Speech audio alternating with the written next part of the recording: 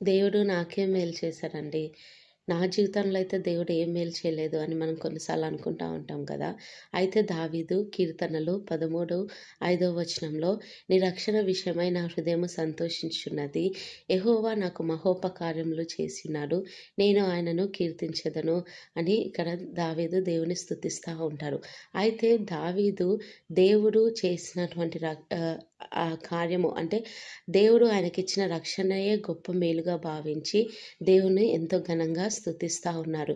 మరి మనమైతే కొన్ని సార్లు దేవుడు చేసిన మేలులన్నీ మర్చిపోయి మరి టెంపరరీగా చూస్తా ఉంటాం. దేవుడు ఏమి మేలు చేయకపోతే ఇంకా మనం జీవితంలో దేవుడు ఏమి మేలు చేయలేదని మనం దేవుడిని దూషిస్తా ఉంటాం. కానీ ఒక్కసారి ఆలోచించండి. దేవుని రక్షణ మనకి కలగకపోతే అంటే మనము రక్షణ పొందుకోకపోయి ఉంటే మనము యుగయుగాలు తరతరాలు నరకంలో కాలుతూ ఉండాలి. మరి ఆ విధంగా మనం కాలకుండా దేవుడు గొప్ప ధన్యత మనకిచ్చి, మరి ఆయన మననెంతో ప్రేమించి, మన కొరకు మరణించి, మనందరికీ కూడా రక్షణ ఇచ్చాడు. మరి అంతకంటే గొప్ప మేలు ఇంకేముంటుందండి.